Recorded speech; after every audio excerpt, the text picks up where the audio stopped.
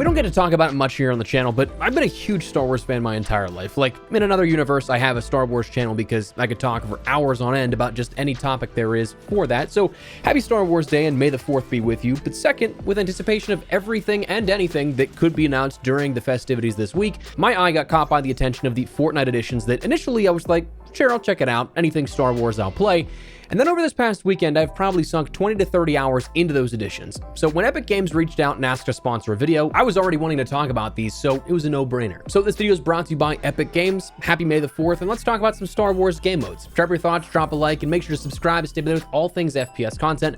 I'd love to have in the community, but for now, let's get into it. So in March, Fortnite devs got access to essentially the ultimate Star Wars toolbox, crafting new and engaging experiences, and the three we're touching on today are Galactic Siege, Escape Vader, and Droid Tycoon, all of which can be found in the Star Wars game collection on the main menu, so check them out if you're at all interested, and as we talk about each of these, we'll have the game code listed as well, that if you can't find it for some reason, you can just input that directly. But Galactic Siege by Jogo, this one will likely feel familiar for Star Wars fans within the last few years, taking a sort of conquest style of approach to gameplay, where players can choose from various classes of striker, tank, officer, and recon, and as you progress through the match, you'll end up earning different unlockable classes with various different abilities, archetypes, and characters, such as pilot, bombing run, and force user, kind of like your ultimate where you get a few abilities and of course a lightsaber to run around with as well. And of course your goal with this in a conquest style game mode is to capture the flags until your side holds the winning score, which is 100%. The gameplay loop is relatively simple as you get the hang of it, and you'll fight over a handful of locations in the Star Wars universe, but honestly, I was impressed by the level of progression and a couple of other things there were to grind out if you'd like this. Like, you can rank up all your class archetypes, you can obtain base upgrades for your overall health, speed, and damage using Beskar, which is a currency earned from matches overall, not completing in-game events or things like that, like the upgrades you get for different character archetypes, but instead by completing challenges, completing matches, doing well in matches, it'll all start to bank more and more that you can upgrade your base overall experience. You can then customize things like your lightsabers along with their accompanying hilts, crystal, abilities, stability, and arcing, among other things, like droids, calling cards, and other customization and progression items. This, akin to some experiences you may be familiar with in the past, it's something that probably feels just like home, but is very easy to pick up and quite a lot of fun to play around in. Next, we have Escape Vader by Beyond Creative. As the name suggests, you're trying to escape Vader, stay alive, and complete objectives without the looming threat of Vader being right around potentially every corner.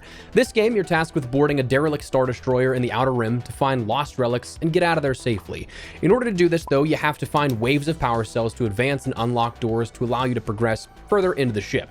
Now, this mode, upwards of 4-player co-op, gets tense as Vader could be again around any corner, where you have to constantly dodge him here and there. Mobility is something that's harder to come by, you're a bit slower, feeling a little stuck in the mud, but that adds to the tense nature and the dread of it all. So it makes those long lines of sight advantageous for you as a player, and that red glow of a lightsaber around the corner that much more terrifying.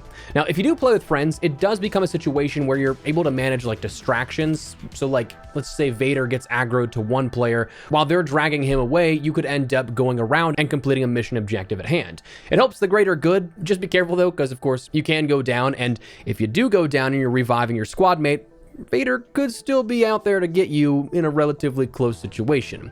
I do really hope that the developers of this continue to expand upon this one in particular, as it was a lot of fun, but it can be completed relatively quickly. So if there's more objectives, larger maps, or other worlds to go to, other areas, and work out, I think that'd be a great place to go in the future, but a very overall enjoyable game mode to begin with that definitely should check out.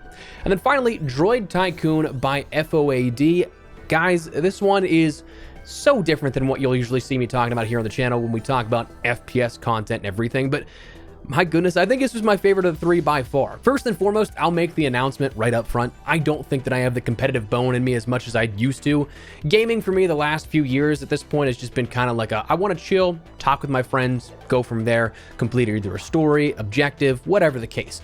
So while all games we normally cover here fit those bills, but more so in the first-person shooter genres I've been really into but haven't posted about are things like MMORPGs, looter shooter style games. I've put thousands of hours into those style of games over the last couple of years, and well, when I looked at the three up front here that were being main focuses for this in this update, I did not expect to fall in love with Droid Tycoon, but I'll tell you what, my friends and I have probably spent 20 plus hours in this alone over the weekend. So what this one is, it's kind of a base builder mode where you manage your workshop and grow it outwards, trying to build the most impressive of arsenals of droids to work for you. At first, you have to kind of mine your way through your resources, where the way you get your earliest of currency is by breaking down scrap of different droids, and then you can buy droid spaces around your base and droids to fill them that they'll passively work and build you currency. This then starts that entire like snowball effect of wanting to buy more and better droids, so they increase your per second payout, and the more droids you have working, the more you can make to buy bigger and better droids. And then of course it keeps compounding. You get better droids, filling the spaces of those that are lesser, and either settling and retiring those lesser droids to make room for those better ones. And then you just keep compounding more and more and more money. On top of this, there's droid upgrades you can earn, in-world events you can take part in, rewards as well as cosmetics to earn and customize droids with, cool flash sales, trades you can make with NPCs, upgrades you can make to your pickaxe, and a couple of other things here at this. Additionally, there's a sort of prestige system that they call Rebirth, where you gain more items like credit bonuses, multipliers on all credit yield, new slots for specific type of droids, new items that you can use in world, because outside of your base you can PvP, but playing privately with friends, we didn't do that unless you decided you want to troll someone. But you don't lose anything really if you do die. It's just kind of a mini hindrance a bit. Like, I think perhaps the most advantageous PvP engagement would be if someone snagged a droid that you wanted to buy off the conveyor belt. They have to then carry it to their base and build it, but if they die on the way before they get to their base, that droid drops to the ground, they have to respawn, and you can steal it in that time. However, there's an asterisk on the stealing, because it's not like you get it for free and they paid for it. If they drop it, that's still theirs, but you can buy it off the ground, so you still have to pay that, but then the other person just doesn't get it. So they paid however much they did for nothing, essentially. So there's a little bit of a like caveat with that, but me, as someone who just loves base building elements of games, but also loves to just have that longer grind to work towards, this was a literal perfect mode for the past weekend here, that you can chill and hang out with your friends, but there's plenty to work on. Those rebirths, they get kind of crazy for what you need the higher you go, so it's quite the gameplay loop to keep you going if you do have that end goal in mind of trying to get like everything done, the best possible base. So those three were added here for Star Wars Day, and of course the week that we've had since May 1st, and they'll be the focal point for a little bit of time here upcoming, that if you want to check them all out, you absolutely can. One cool thing about all of this is it's kind of building to something a little more. On May 19th, we know that Fortnite has done some really cool and grand style events in the past, right? But on May 19th, Fortnite will be taking a sneak peek at the first 10 minutes of the Mandalorian and Grogu film, which honestly is pretty cool. There will be a dedicated island for the watch party where players can complete quests, socialize, battle out, and all that, but ultimately just to check out the scene from the movie and get a little head start there. So that said, that is what you can expect if you jump into the Star Wars experiences added within Fortnite this month. Let me know your thoughts down below. What do you guys think here of what you have on offer? Is there any in particular that really stands out and screams to you? Do you like the Galactic Siege mode? Do you like the prospect of Escape Vader? Or perhaps Droid Tycoon as a bit more of a chill, relaxed game mode? Let me know your thoughts down below. If you guys enjoyed the video, you found it at all insightful, do me a favor and drop a like on it. Of course, if you are new to the channel, make sure you subscribe so you don't miss a single thing regarding all things FPS content. Back to our regularly scheduled content here in the next video, but I want to share this with you guys because, yeah, it's a little bit off the beaten path in some areas, but me and my friends were having so much fun with it. So happy Star Wars Day. Hope you guys have a great rest of your day. Take care and peace.